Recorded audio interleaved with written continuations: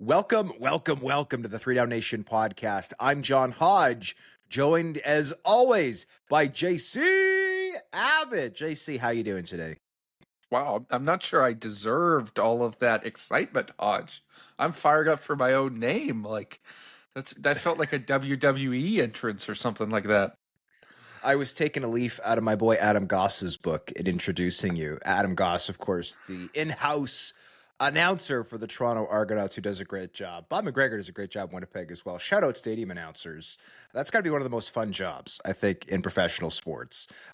Justin Dunk is away for personal reasons. We're hopeful he'll be back next week. Just wanted to get that off the top in case any listeners, viewers were wondering where Justin is. We expect he will be back as soon as he is done dealing with a personal matter. Today, we're discussing the CFL's two Alberta-based teams getting impressive upset wins. The Toronto Argonauts hitting rock bottom in the 3DownNation power rankings. Ouch. A truncated Week 6 schedule. The CFL permanently publicizing negotiations lists. Hallelujah! A CFL fan winning $1 million this past weekend. And Shawn Lemon potentially making a return to the CFL. But first, Saturday's games between the BC Lions and Montreal Alouettes ended in a brawl. JC, we got a brawl. We got a beatdown. You covered this game remotely, though 3DownNation reporter Pablo Herrera Vergara was there on the scene and had his own video of the incident if you'd like to watch it on his social media feeds. JC, how did this whole mess occur, and do you think it was a black eye on the CFL? well, I'll start with the second half of the question. And yes, it was a black eye on the CFL. It's always a black eye on the league and on the teams involved when something like this occurs. And it seems like we get one of these every couple of years where there's a real incident like this. It's always ugly and it's never a good look. I'm sure we'll get into the discussion on the punishment, but somebody has to come down hard on this so it doesn't happen again. In terms of the logistics of what occurred, there's two differing sides to this story. On the Montreal Alouettes half, they say that Kamoko Toure, the BC Lions defensive end, who was a former second-round NFL draft pick, attempted to enter their locker room post-game and was screaming profanities, at which point Isaac Agiyemi Berglund, the Alouettes defensive lineman, got involved, told him to leave, and then things got physical, punches were thrown, and the brawl ensued.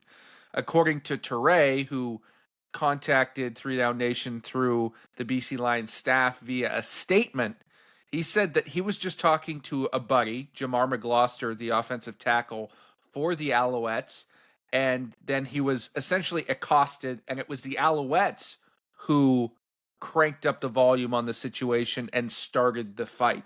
Now, there's pretty clear video of what preceded this. Toure's at the mouth of the Alouettes locker room, and whether he was there to scream and shout and flex his muscles, or he was there to say hello to McGloster, he shouldn't have been there, right? You can't go through another team's bench and be in their locker room area, especially after a heated football game like that one was that ends on the final play. That's a dumb decision, and I think that's ultimately what's going to cost him in terms of the punishment.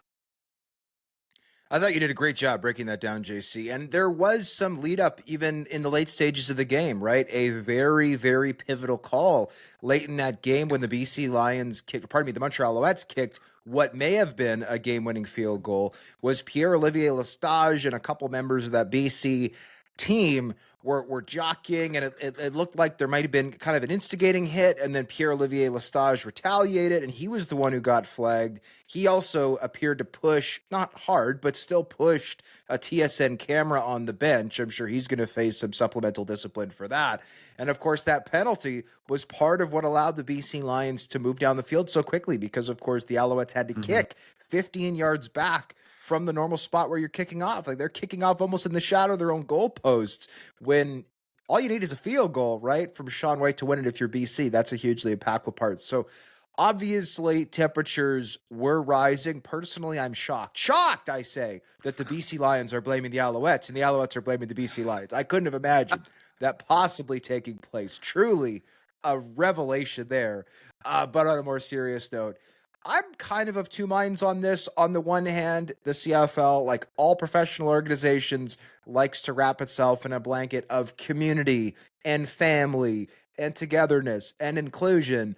And very obviously, players literally physically fighting each other flies in the face of that, right? We will never see that clip on a CFL commercial with some type of soft voiceover that's like, and family and togetherness, right? Like that's not going to happen.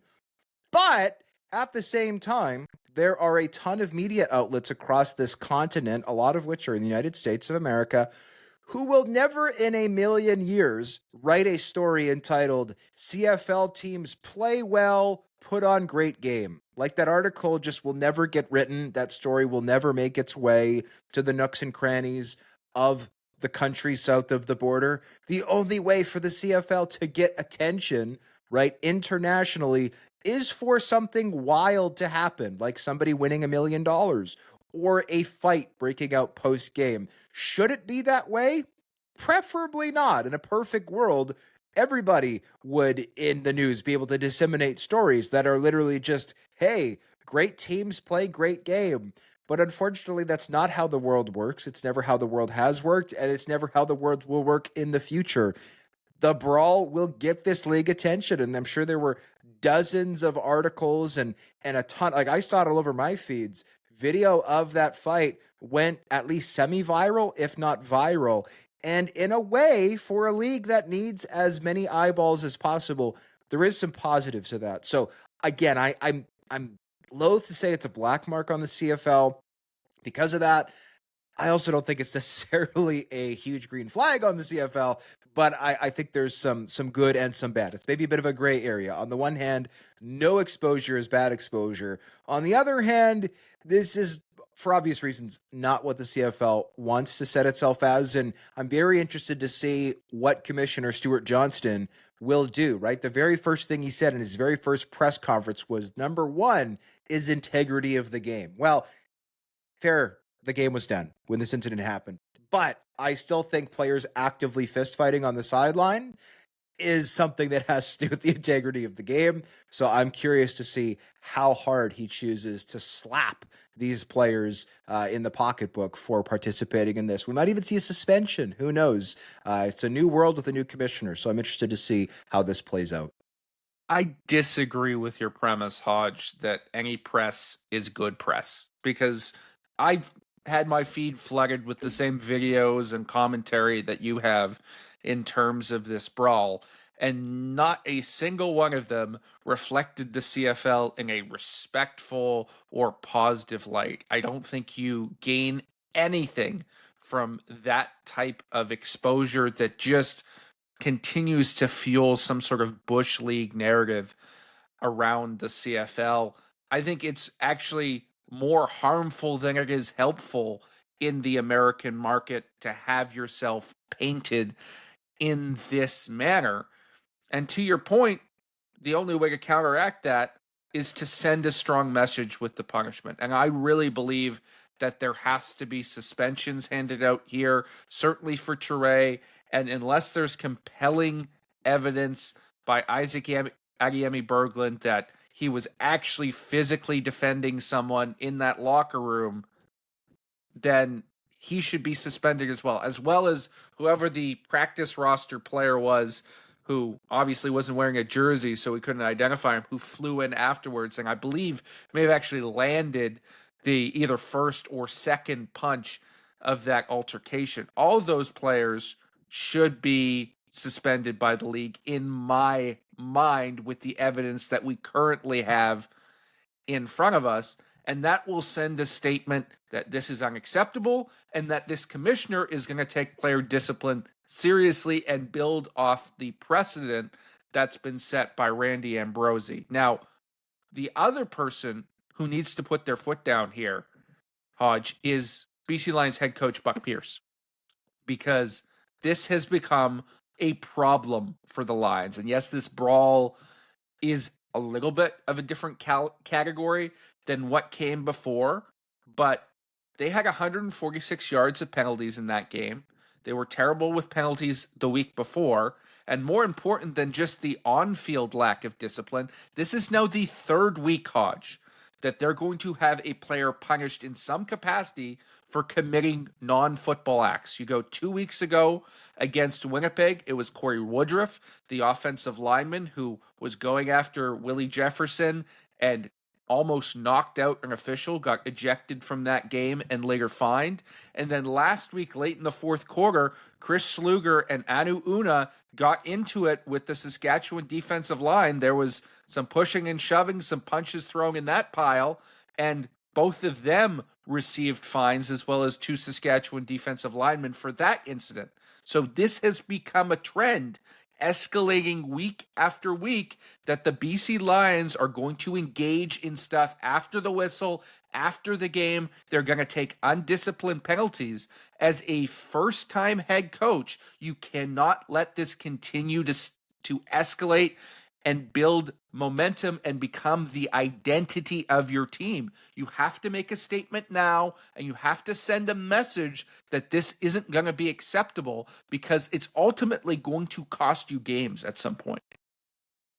Yeah, I just brought up the penalty listings. BC is, to their credit, in the middle of these rankings. Coming into this past week, they were taking 7 penalties a game for an average of 60.8 yards. Again, both middle of the pack. But I do get where you're coming from, JC. The nature of these penalties has been a little different than some of the other teams in the CFL. And after this week, they will presumably jump up these rankings at least a little bit. We don't have the official numbers for CFL stats through week 5. We'll get those presumably on Tuesday, recording this Monday as always. I will push back on what you said about the black mark. Like, I think the black mark is domestically, right? Like people in Canada know what the CFL is. I think they have a pretty good understanding of what it is. For some people, it's their favorite league in the whole wide world, and that will never change. For some people, it's just kind of something fun to have on in the summertime. And maybe you watch the Grey Cup too. And for some people, it's like, yeah, I'm not really interested in watching that. And there's not really anything that can change that. And that's fine. Everyone's entitled to their own opinion. What I'm more talking about is in the States, right? There are millions of Americans who don't even know that the CFL exists. And their idea of maybe a really fun Friday night is putting on this weird Canadian league where apparently they fight each other every game. Now, obviously, we don't fight each other every game in this league, but if you're an American, that type of marketing worked really well for the XFL. Well, if they get one thing, one piece of CFL news or information for the entire year, and it's a brawl, then I don't think it's completely ridiculous to draw the conclusion that, oh, apparently these crazy Canadians who always fight in hockey love to fight in football too. And they might tune in. And I appreciate that, yeah, the XFL was not successful. Fair enough.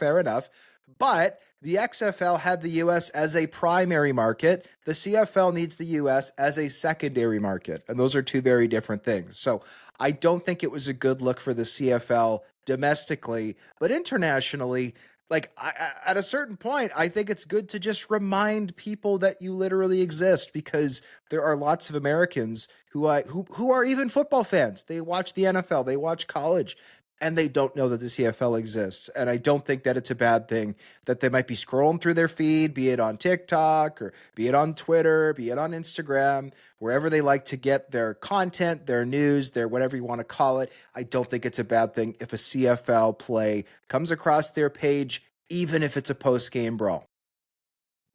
I think we'd be remiss in not talking about maybe the element that makes these sorts of incidents possible, Hodge, before we move on.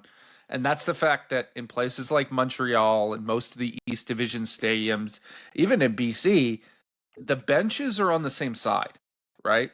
So these teams are really close together. It's not as if Kamoko Ture walked all the way across the 65-yard field through the Alouettes bench and then went into the locker room. He just had to move slightly down the sideline, sneak in behind the crowd, and get into that position. And I think if you talk to officials, if you talk to people who have to manage that sort of things, that it is a challenge in the CFL when you've got professional athletes with their blood up, guys who are smashing and crashing between the whistles, and then you're putting them mere feet from each other for the entire game, stuff is going to kick off occasionally. And I really wish the CFL would do more to address that underlying issue. I believe part of the reason why teams are on the same side is because you can maximize advertising and then get that on the broadcast by having the cameras pointed away from the benches. I understand some of that financial side. There's also logistical challenges in certain stadiums. I would think Percival Molson would be one of those given how old it is. Though I've been told that the McGill football team, which plays out of that stadium, is able to have their opponents on the opposite side from them when they play games there. So clearly it can be done with college rosters that are typically larger than CFL rosters. So there's no excuse there in terms of those logistics. If you want to stop these brawls, if you really want to be serious about it, you need to find ways to get teams on opposite sides, because until you do, it's going to keep happening with reasonable regularity, right? We see it once every couple years, once every year, that teams get into it after the whistle. Not necessarily to this extent. Sometimes it's in the parking lot, as we've seen before, but this can't keep happening. Yeah, and I do think that even if you're entering and exiting, right, you can't change the infrastructure. Even if you're using the same entrance or the same exit, part of the problem is just being in that close proximity the entire game, right? Like the game that I covered in Ottawa last year when the Saskatchewan Roughriders were in town, there was a big blow up post game. And the reason it happened was because, especially for the last few minutes of that game, there was a lot of jockeying and drama that took place between those two clubs. Like they're only separated by, I want to say, 10 to 15 yards between the two benches. And so when you've got that tension kind of building like a pressure cooker, eventually it spills over. Whereas even if the players are entering and exiting through the same hallway, if they're on opposite sides of the field, the pressure cooker maybe never gets to that temperature because the temperature can kind of come down where it's like, oh, somebody says something on the field and you throw a shove and temperature, and then it dissipates. Then you go, okay, maybe I overreacted. I think we've all in our lives had those circumstances. I know certainly I have where you break apart and you go, okay, hold on. Now that I've had a chance to calm down, maybe my emotions got the better of me a little bit. Certainly that happens at the professional football level. So I agree. Optimally, you'd always have teams on opposite sides of the field. I believe currently the only places where that happens are on the prairies. It's Edmonton, Calgary, Saskatchewan, Winnipeg. The other 5 are all on the same side of the field, which I agree is suboptimal. Both of the CFL's Alberta-based teams got upset wins in Week 5 as the Calgary Stampeders knocked off Winnipeg on Thursday in the first ever Stampede Bowl, and the Edmonton Elks beat Ottawa on Sunday at Commonwealth Stadium. Which of these was the more impressive win, Hodge? Edmonton's win, very impressive. Trey Ford continues to improve. 15 of 17. I mean, that type of accuracy you can't argue with. He's making the simple throws that the defense is giving him. They're spreading everybody out. The offensive line is firing off the ball. Justin Rankin, over 100 yards and a touchdown. The return game got going. Defensively, it was their best game. But the answer here is obviously the Calgary Stampeders, right? This was not just a win for the Stampeders. This was a statement, right? This team was 2-1 to start the year. I think a little better than everybody kind of anticipated. But you also look at their schedule. It was not, they didn't play a lot of vaunted opponents. Heck, they lost to the Ottawa Redblacks starting Dustin Crum at home, which is not a good loss. But to come out here and not just beat the Winnipeg Blue Bombers, but to step on the Winnipeg Blue Bombers and squish them into the dirt is, to me, easily, by far and away, the most impressive win any team has had in the CFL this season. The Stampeders came out firing on all cylinders. Offensively, they made it look easy. They had receivers in space. Vernon Adams Jr. moved the pocket. The offensive line controlled the line of scrimmage. The Bombers were unable to get any pressure with 4. Defensively, they were swarming. Damon Webb, great pick early on in that game. The second half was not compelling to me whatsoever. It was basically the Bombers running Skelly for 30 minutes and Zach Collaros throwing 8-yard hook routes because that's just what the Stampeders willing to give them. So the second half is whatever. But the first half of this game was the most impressive performance I've seen from a CFL team this season. Dare I say, for the last couple of seasons. The Calgary Stampeders, in my book, have gone from, kind of a plucky team that's getting off the mat and we'll see what happens to, oh, this is a team that is for real. I'm not saying they're going to win the West Division. I'm not saying that they are the team to beat in the CFL right now. But what I am saying is they are for real and they are showing that we should have all bought into them a little sooner. I think the media as a whole was justified in maybe being skeptical about this team, given how poorly they finished last season, given their struggles even dating back to 2023. But this team looks real. This win was a 3-phase win. It was an impressive win. They played fast. They played physical. They kicked Winnipeg's butt, and that is not easy to do. So full credit to the Stampeders. That was the most impressive win. Again, not just this week, this season. I agree with everything you said there, Hodge.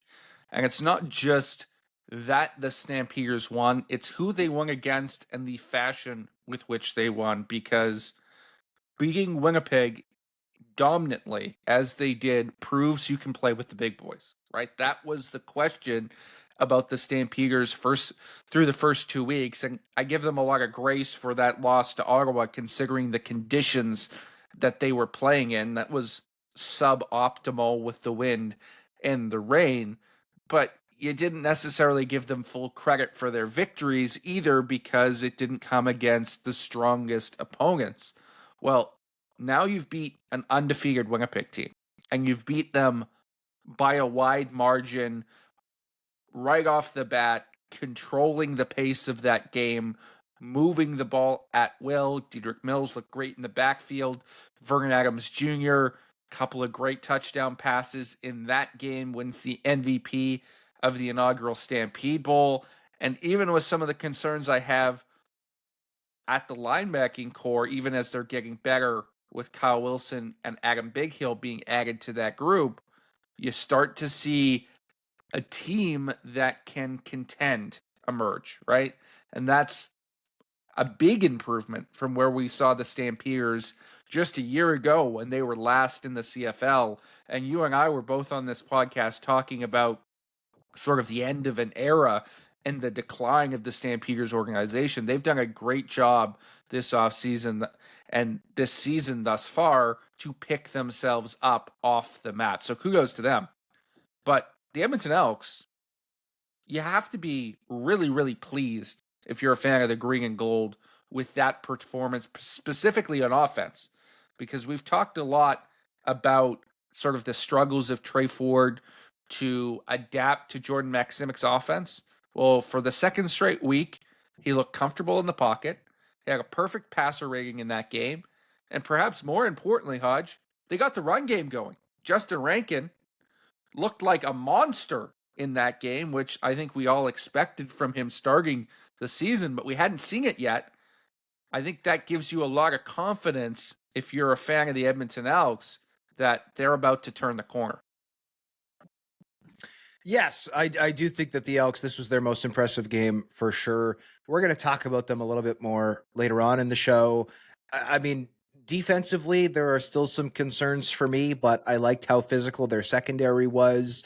I thought their defensive line, for kind of the first time this season, was starting to look like a unit that was the highest paid in the CFL, right? They did not look like that at all through their first 3 games. And then offensively, they're protecting the ball, right? That's the biggest and most important thing. Trey Ford is not going to ever be that guy who is slinging it, 30, 40, 50 yards down the field consistently. He had some long completions, right? He had the 45-yarder to Justin Rankin. He had the 46-yarder to Javon Leake. The Leake throw was actually far downfield. Heck of a play by Leake to bring that in. But the Rankin one is a perfect example of how a Trey Ford offense should be moving the ball down the field, which is Trey Ford buying time with his unbelievable athleticism, flicking the ball into the air, right? A lob pass on a screen to Justin Rankin, and then holy smokes, like that Edmonton offense makes you cover 65 yards from sideline to sideline, absolutely, they're going to make you run all day. And I think that's part of the reason why the Elks have had so much success, especially lately, running late in games, is these defenses are just exhausted, right? Like chasing Trey Ford around. It's like when the ping pong ball flies off the table and you have to run around like a chicken with its head cut off trying to grab it. Like that's what it looks like trying to defend Trey Ford. And kudos, yes, I think the Elks are starting to put this together. Congratulations to Mark Killam, his first win as a CFL head coach. Also, full disclosure, I was at my parents' house yesterday watching this game, and when they doused Mark Killam in Gatorade, my mother said the sentence, "I hate it when they pour juice on coaches." And I thought that was maybe the funniest thing I've ever heard anybody say. When I explained that it was Gatorade and not juice, she insisted, and I quote, "Gatorade is juice," which, again, wild take, but shout out to Mama Hodge. She's been watching the CFL since she was a kid, and without her fandom, I don't think I would be doing what I'm doing these days. So, and hopefully Mark Killam's hair was not too sticky after he was doused in Gatorade / juice. Well, it's impressive hair, Hodge. I was a little concerned. I'm like, get that man to the locker room. He needs some olive oil gel, whatever he does, whatever his routine is. It's clearly working. He's got some of the best locks in the CFL. Yes. But I don't know if Gatorade's good for the hair care. That might be a 3DownNation off-season article we have to write. CFL head coaches ranked by hair, and I think the first spot is probably not up for grabs. I agree with you. It's going to Mark Killam. After that, it's a race to the bottom. Yeah, there'd be a big drop off between 1 and 2.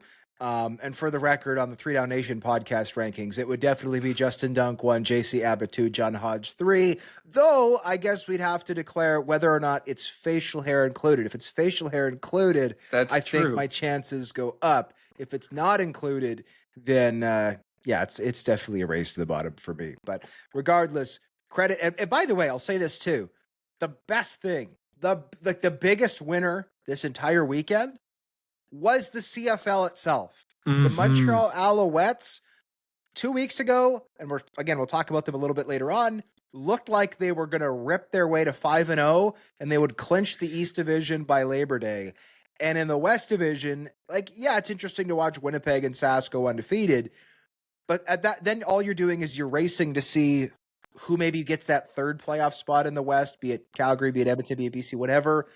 With Winnipeg losing, the Alouettes losing 2 in a row, the Hamilton Tiger Cats getting off the mat, the Stamps getting a really good win, the Edmonton Elks winning at home, the CFL was a huge winner this week. The CFL wants parity. The CFL wants storylines.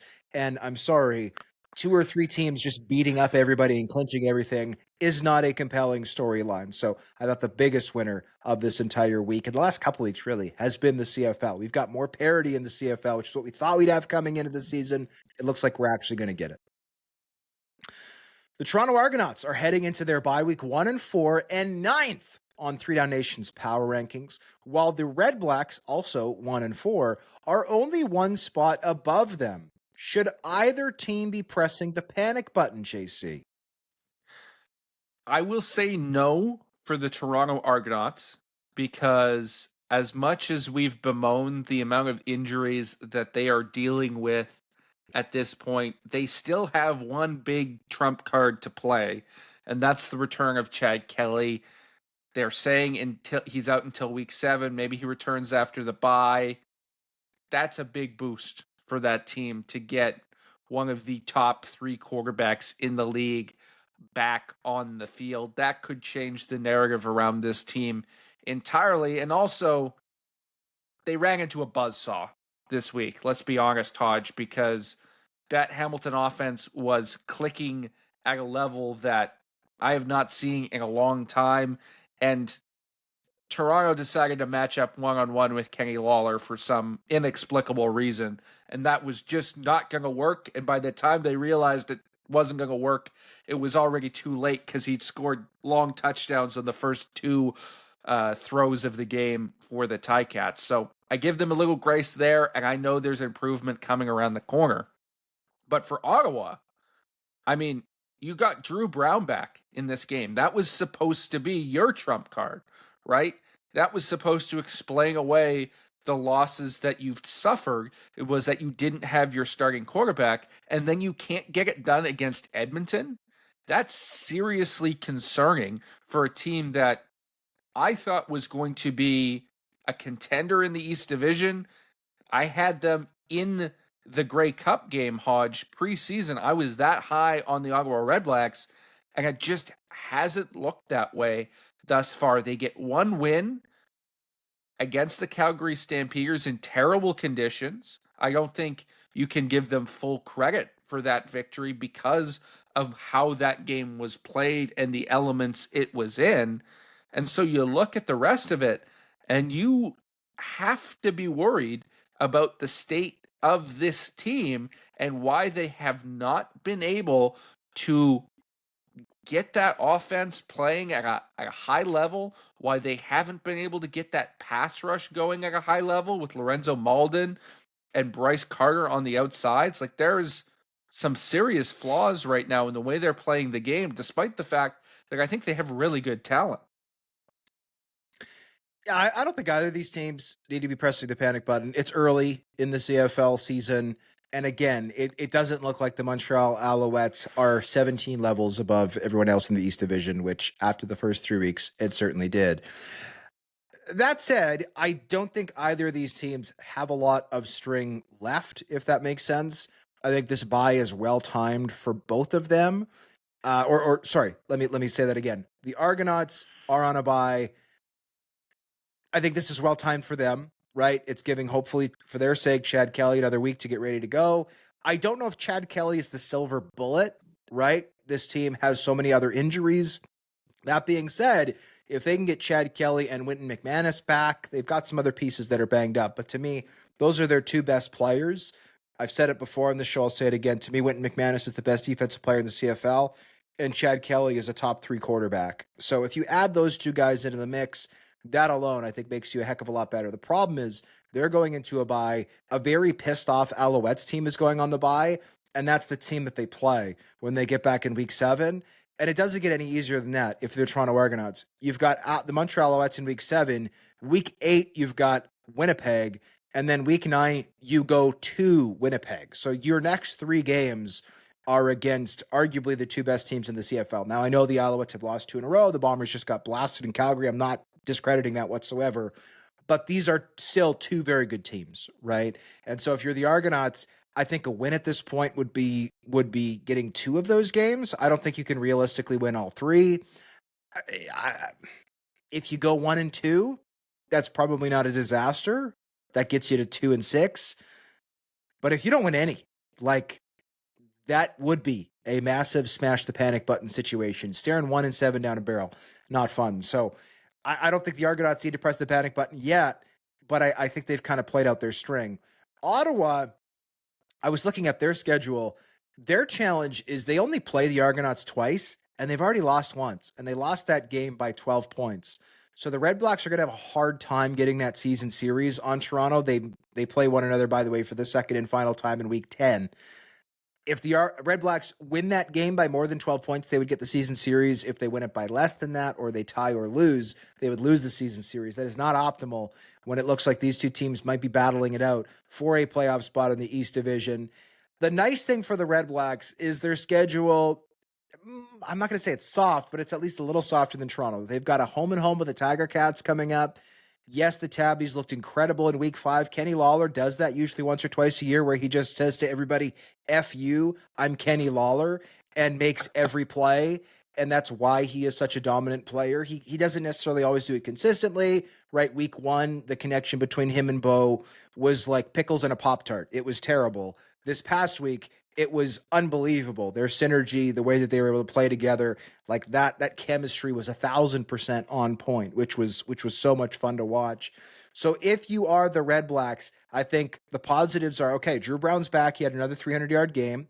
Granted, did not play brilliantly in Edmonton, but he certainly, I thought, for his first game in a month, looked pretty good.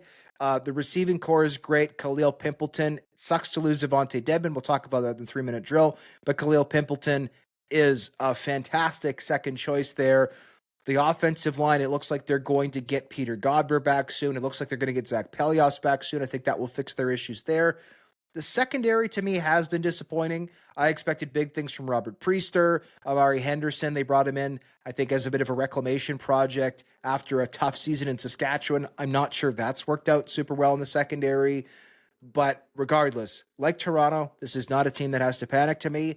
But the string is getting short. Like you cannot go into Hamilton this week and get your butt whipped. You need to figure this out because 1-4 is an okay place to start. You're only 4 points back of first place in the East Division, but you have to start turning it around soon, or I think fans will become impatient. The Redblacks, yes, got back to the playoffs last season. It was a great story, but I don't think fans are going to be satisfied starting the next year 1-5, or dare I say 1-6.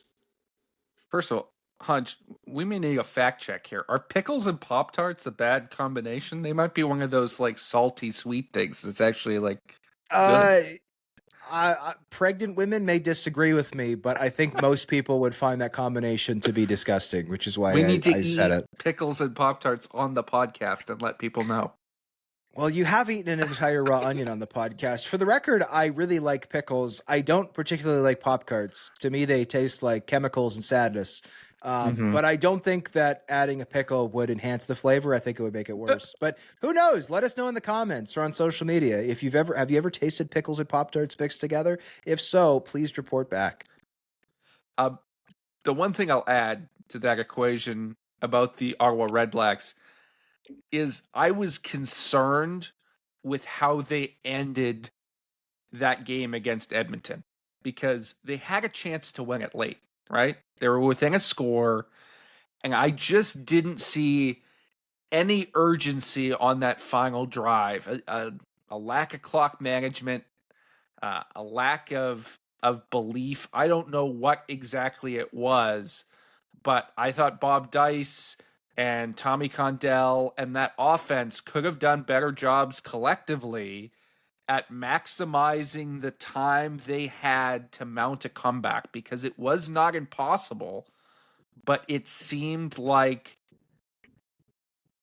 they made it so, right? They didn't score until there were 10 seconds left and then finally attempted the onside kick. They had plenty of time on that final drive. And I think that's something that will have to be addressed internally for that organization going into next week. Because if you're going to be in these tight games, you can't afford to make those small mistakes that have seconds ticking off the clock that ultimately will cost you. The CFL has a truncated slate in Week 6 as Toronto, Winnipeg, and Montreal will all be on a bye. Of the 3 upcoming games, which one are you most looking forward to and why? First of all, 3-week games, or three game weeks, I should say, are lame. I appreciate that they might be a necessary devil with the weirdness that comes with a 9-team league. But can we please get to team 10? Like, please, I'll be the first one to throw in $50 for the Atlantic Schooners. I want one share. That's Apparently fine. they won't. They're not going to refund you if you. Yeah, I know. If you give them $50, which is fair. I get it, but still, like, I can't wait. Hopefully, I'll say when, not if. Hopefully, when, fingers crossed, this becomes a 10-team league, we can have 3 weeks of the season, like the game, 19 weeks of the regular season. Everybody gets one bye, and slap dab in the middle, like weeks 8, 9, and 10, you can have as 4 game weeks. In other words, 2 teams get the bye. And then that's all. I guess that math doesn't work. You would need a few more. But regardless, I'm looking forward to a time when most weeks have 10 games or 10 teams playing 5 games. And then a few times we could just have 4 games. But whatever. To me, the answer is very obvious. No disrespect to Ottawa at Hamilton or BC at Edmonton. The answer is very, very clearly Calgary at Saskatchewan. You've got a hot Stampeders team, 3-1, a rejuvenated Stampeders team that's playing good football, going up against the last undefeated team in the CFL. And let's hope, JC, fingers crossed, we get a great crowd. at Mosaic Stadium. The crowd, I think, Mhm. was a little better for their second game than their first game, but I want to see 30,000 plus for this one. And I know that, when the season opener had a bit of a lousy crowd in Saskatchewan, it was like, oh, it's Thursday. It's like, okay, well, this is Friday, and you're undefeated, and you're hosting the second place team in the West Division, a rival. Like, let's bring it. Let's fill Mosaic. Let's have a great crowd. This should be a great game. Trevor Harris should return. I want to see it. I want to turn on Friday Night Football and be blown away by the atmosphere. Let's see it happen. I'm generally a fan of more football, not less, but I have to disagree with you, Hodge. I actually enjoy the odd 3-game week because I'm generally working the desk for all of these games every single weekend. And if there's a 3-game week, I can say to my girlfriend, you know what? Tonight's just for you. Let's set aside work. And she's none the wiser. Hopefully she's not listening to this podcast. But it I was works going to out say, well. It works out well for old JC when we get the odd 3-game week. I think you picked the correct game here, Hodge, in terms of Calgary and Saskatchewan. That has to be must-watch TV this weekend. But I'll go in a different direction because I think we're going to learn a lot from BC and Edmonton, right? These are two teams that played each other in the first week of the season. It was not particularly close. BC beat the brakes off of them. It was a great game from Nathan Rourke, but they've mostly struggled. Edmonton's now coming off their first win. Have they turned the corner? And is BC better now with Nathan Rourke, or are their flaws that hurt them when he wasn't in the lineup still going to be things that come back to bite them? I think it will be interesting to see how Edmonton responds with a victory under their belt and if BC can take the next step, because Rourke looked okay in that game, 352 yards passing, 43 on the ground. It's nothing to sneeze at, but his accuracy was a little off. You could see that the oblique injury was still bugging him a little bit. Is he going to be the full Rourke that we know and love that we saw in that first week? Or is Edmonton going to be able to get a little bit of revenge here? I think that'll be critical for determining the race for the back of the West Division, potentially that third spot for the playoffs or a potential crossover spot. These two teams need to prove something in this game. though this is the second meeting between BC and Edmonton this season, it is not the last one. There is a third and final meeting in week 20. So the season series, I guess, is technically up for grabs for BC. If they win this game, they clinch it. They'll have 2 of the 3 games. If Edmonton wins, this season series will still be up for grabs. And I agree, JC, this could be a season series that come the end of the season matters a lot, potentially, depending on how the West Division standings shake out. The CFL announced this past week that negotiation lists would permanently be made public. Each team can have 45 players on the list at any time, securing their exclusive rights should they choose to sign a CFL contract. With few exceptions, only non-draft eligible players with no previous CFL experience can be added. JC, is this a big deal, a little deal, or no deal? I'm going to say it's a big deal, Hodge, because we have called for the negotiation lists to be public since I can remember, right? This is something that has always been super secret, behind the scenes, behind the iron curtain, as it will, because teams did not want this information out to players and agents to call them on it. Well, because of that, we got a lack of fan engagement. And I think anytime you can get your fans or people who are interested in becoming fans thinking about more aspects of your game, talking about things more throughout the year, it's a good thing. And the negotiation list does that, because now at any point, as we get towards the college football season, as we get later in the year, fans can look and say, well, I should have my eye on this guy because he might be a Hamilton Tiger Cat next season. Or, wow, we're really weak at the running back position. I wonder if there's anybody on the neg list who might be available to come in right away. All of these questions now have answers. They can create discussion, they can create engagement, and they can engage audiences on the other side of the border as well, Hodge. It's maybe not quite as exciting as a Brawl, which you believe would attract some fan eyeballs up here. But when they see that a big name like Shedeur Sanders is on the neg list, and it's not just a report from somebody at TSN or at 3DownNation that they've never heard of before, well, they're seeing it on an actual physical list provided by the league. I think there's more likely to be more stories as a result of that. We've seen that this week with some of the big names on the neg list, and that's only going to grow going forward. I respectfully disagree with you, JC. I knew, by the way, I was like, I bet my house JC was going to say this is a big deal because you are such a football nerd. I certainly don't think this is no deal. This is a step in the right direction for the CFL. Transparency is good. I know that is something that new commissioner, CFL Commissioner Stuart Johnston, wants to work towards, is transparency as much and as often as possible, which I think is very smart. I think is great. I think it's a win for fans. I think it's a win for media. I think it's a win for the league, everybody. But, and there's a but here. This is a list of essentially 400 players, of whom, or close to 500 players even. And nobody has ever heard of 95% of them. And I don't want to discredit these players, some of whom will be CFL stars one day, and who are very good collegiate players, or in some cases, solid NFL players, whatever. But like, I brought up the neg list in front of me, BC Lions, for instance. I've got it open just because that's the first one on the list. It's like, oh, I don't know how many fans in the province of British Columbia are going like, oh, thank goodness we have the rights to Bradley Ane, defensive lineman out of the University of Utah. Hey, Bradley Ane is a pretty was a pretty good college player. I think he was an All-American, wasn't he? I'm not saying he wasn't. I'm saying how many fans are sitting at home going, well, thank goodness. Like, this is a revolutionary thing that I know this now.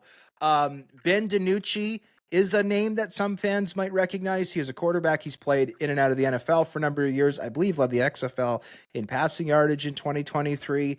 Outside of that, I don't know if there's a player on the entire list who you would know. And I only say that, I'm not trying to be a hater. I'm just saying it because the thought that this list is going to take fan engagement to an all new level, like, I think that would be very hyperbolic for anybody to suggest. Is this a step in the right direction? Yes. I don't think it's a revolution. I think it's a small step. I think it's a little deal. It's a positive step. It's good, but this is not going to overnight revolutionize or change anything. One thing I will say is I reached out to the league and I said, this tracker is good. I like it. One helpful thing would be, because by the way, when you get see an actual copy of the negotiation list, it always has a date beside the name of each player as to when they were added. And I said, I would love it if that column was back in place.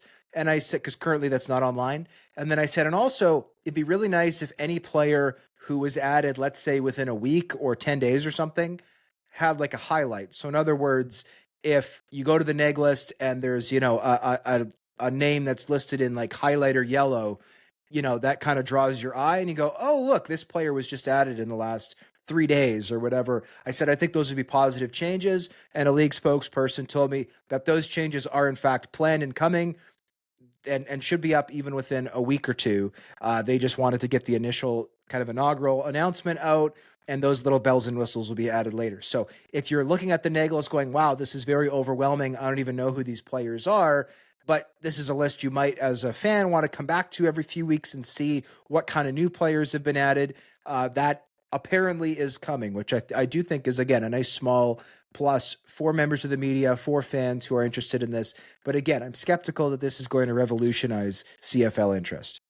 For the record, you're not a huge college football watcher. So no, I fully acknowledge and admit that. So the fact that you don't necessarily recognize a ton of players on this list, and not all of them are household names, that's part of the reason. If you are a college football fan, and I think when we're talking about engagement from south of the border, more people are. It's not as big a deal in Canada. There's going to be more names that people recognize or are familiar with.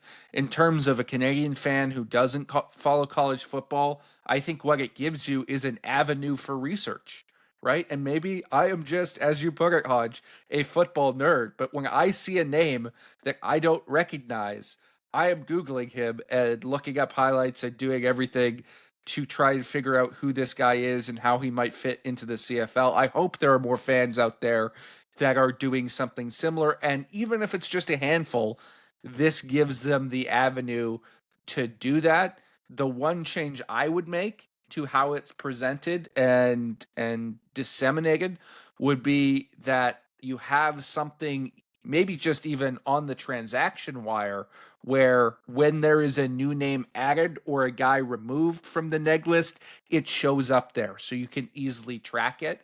Right now, you just have to look at a list of 45 names and hopefully with dates added, look through and see, okay, oh, looks like this guy is a recent addition, or compare it to the previous list. That's not a particularly streamlined way to learn about changes to the neg list. If you're going to do this, let's have it on the transaction wire or have a separate list where you can see those changes by the day as they happen. And yes, there are some guys on here who I'm sure hardcore football fans would know. And again, a lot of them are quarterbacks, but guys who play at LSU, right? Or who play at Miami, Florida State, right? These are guys who you might pay attention to. Looking at Edmonton's negotiation list right now, they've got a Northern Colorado guy. Not sure how many Canadians are really dialed into Northern Colorado football. The same would be true for Joey Fisher, an offensive lineman out of Shepherd University, a school that I dare say nobody actually knows where it is, even those who attend Shepherd University. It just exists in the void somewhere. Isn't it in West Virginia? I'm sure you would know that. I don't know. Gardner Webb, North Dakota State. North Dakota State's produced some very good football players, but again, I don't know how many Canadians are really dialed into that. Minnesota Duluth, Lindenwood College. I've heard of Lindenwood College. I don't know that many Canadians are, again, super dialed in watching every Lindenwood College football game. For the record, know that Joey Fisher is in his third NFL season as an undrafted free agent. He's been with 5 different teams. And that's great. And again, a lot of these guys are not in college anymore. But the reason I say that is because you specifically said, well, there are college football fans who know these things. And again, I'm not entirely disagreeing. There is some accuracy to that. But especially when you get into some of the D2 guys, the NAIA, it it's dubious at best is my point. But regardless, again, I think we agree this is positive. I think you think it's super positive. I think it's merely positive. I think it's a small step in the right direction. There's an NFL quarterback from Shepherd University, Hodge, Tyson Bagent. Come on now, don't disrespect the Rams. Fair, and I will say one other thing is that the college thing is almost a farce now in the transfer portal era, right? Because it used to be that when you came from a college that meant something. That was you played there for 3 to 5 years. That's a big deal. Whereas nowadays it's you play your first season at this school, and if it doesn't work out, you go D2, you keep your eligibility, and then you go to this school and you go to that school. So you might have, be a product of whatever, LSU, but it's you played for 5 schools before that. And, so it's a bit of a farce anyway. So fair point. Fair point. Hodge just hates college football. I don't hate college football. And as you said, this is a pass rusher who's bounced around 5 different NFL teams, and that's great. Everybody's heard of those Hodge. NFL. Come on now. Offensive linemen, regardless. But my point is, how many CFL fans know of this backup offensive lineman who's bounced between 5 NFL teams? The answer is nobody. Well, if you're a team that has a lot of pressure off the edge, maybe you should learn about him. Figure out if he's any good. Fair, though, as we've talked about recently, JC, none of these American offensive linemen are tackles. They're guards who will be moving to tackle. I think this is an exception to that current trend, and it's because maybe the D2 level. Well, maybe we should do a new segment on the podcast. We've got Hodge's Heritage Moment. Maybe the new segment should be JC's Random Neg Lister, and you pick a random guy and tell us about him. I think that might be interesting. And if you think that would be interesting, please drop a comment or let us know on social media. My JC's Random Neg Lister. Levi Bell. That's number 1 on my list. Defensive lineman. I got Texas State on the Saskatchewan Roughriders neg list. This kid's a D tackle. He's like 5'9", playing D tackle. I saw him at 5'9". the College Gridiron Showcase. This dude, man, one of the strongest, best players I've ever seen in person. He's been bouncing around the NFL and the UFL for the last couple years. Rips it up in preseason, but nobody wants to give him a shot because he's so small. He's built for the CFL game, man. He's got to come up here at some point. Do we know how tall Jerome Haywood is? Jerome Haywood. Do you not remember Jerome Haywood? I do remember. I don't remember how tall he is, though. Jerome Haywood played mostly in Ottawa, but he finishes. Yeah, okay, I've just Googled him. Okay, he was listed at 5'9" according to his CFL card. Wikipedia has him at 5'8". So I'm wondering if Jerome Haywood is the shortest defensive tackle in the modern CFL. Maybe this kid, Levi Bell, would give him a run for his money. He's the highest graded defensive tackle in college football his senior year by PFF, despite being 5'9". That's amazing. Stud. The fact that he's gotten signed in the NFL at 5'9" as an interior, he had multiple sacks defender in the preseason with the Seahawks. Yeah, like you have to be a sensational player to get even signed at that height. For the record, Jerome Haywood does not have an official listing on Draft Scout, which I think is the consensus most reliable online source of information for pro day results. So regardless, if people want the segment, we could do it. For now, it's Hodge's Heritage Moment. On this day in 2012, Larry Taylor recorded 428 kick return yards for the Calgary Stampeders in a 39-36 loss to the Toronto Argonauts. It was the most kick return yardage ever recorded in a CFL game, and it's not that close, JC. I don't think anybody has more than 400. What do you remember of Larry Taylor? Oh, he was an electric player for the Alouettes. And later the Stampeders. Always a threat to score. One of those great returners of my childhood, Hodge. A guy I used to love watching. What I wonder is, how many kick return yards do you think you could get in a CFL game? How many reps am I getting? How many shots? Let's say it's a blowout. You're getting 10. 10 kickoff returns. How many yards you getting? Here's the biggest challenge. I would have a hard time fielding the ball, right? Like that's just not a skill set I've ever developed. So I don't think it's a guarantee I'm going to catch even like half of them. Like fielding a kickoff is not easy. If hypothetically I were to catch them all and they were actually hit deep, I'm optimistic I could get like 10 yards a rep. So I'd say 100. But again, I don't actually think I would be able to catch them all. So if I were to catch 3, let's say, I would set my over-under at like 30, like 10 yards per, and I'd catch about 3 out of 10. What do you think you could do? I think that's highly optimistic. I'm going for negative 10 yards overall with 7 fumbles for myself. Keep in mind that when you catch, like assuming the kick is a true kickoff, you usually get the first 10 yards for free. This isn't like a punt where you can field it and you've already got multiple defenders at the 5-yard halo.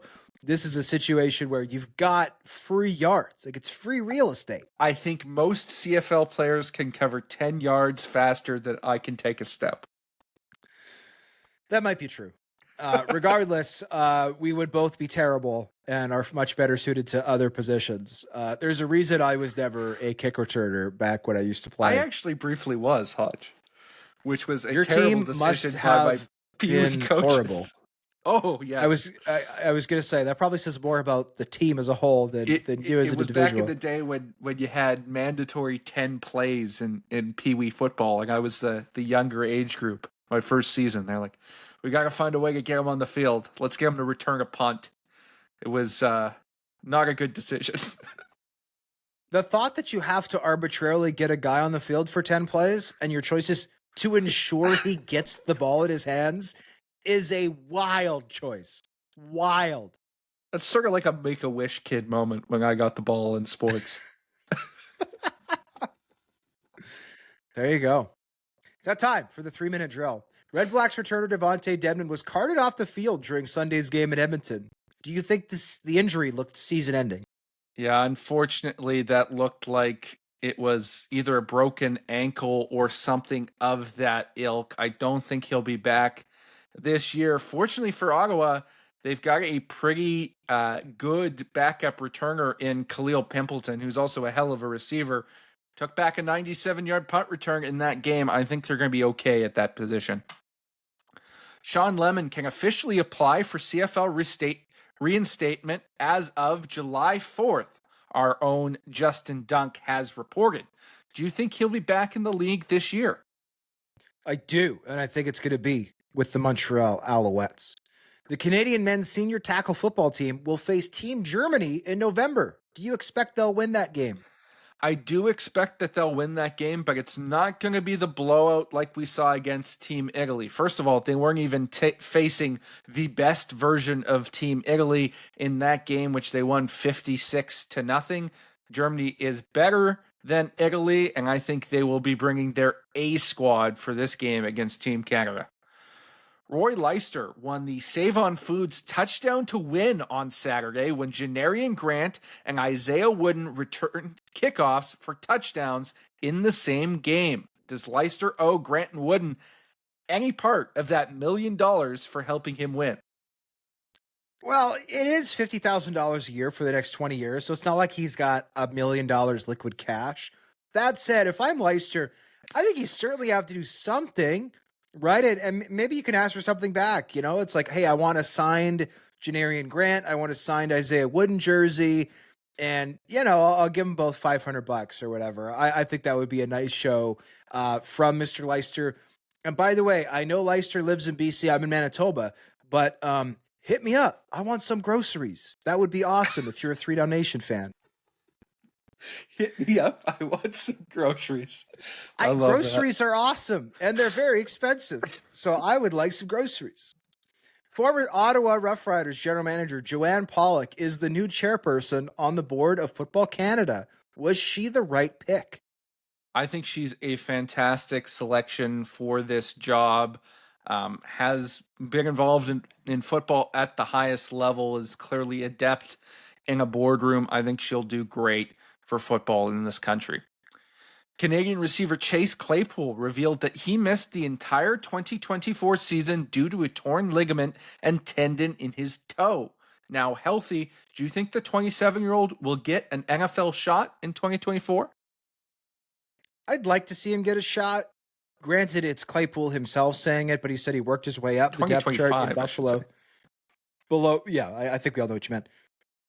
But this is also a guy who I think developed a little bit of a reputation for being maybe a little bit of a diva, maybe being a little bit of, I don't want to say a personality problem, but maybe being a little bit dramatic. And therefore, I think that might keep him out a little bit. That said, it's inevitable that at some point an NFL team, just like Buffalo last year, is going to get banged up at the position. They're going to need somebody. And what Chase Claypool did as an NFL rookie should not be understated. Like, this guy was the first read in the red zone, often for Ben Roethlisberger, double-digit touchdowns. There are lots of like amazing Hall of Fame NFL receivers who did not have double-digit touchdowns as rookies. So I think that Chase Claypool certainly deserves another shot. Who knows, though? Maybe he'll end up with the Saskatchewan Roughriders. He's, of course, on their negotiation list. There you go. For JC Abbott, I'm John Hodge. We will join you Wednesday for our Week 6 CFL picks. Until then, we'll see you.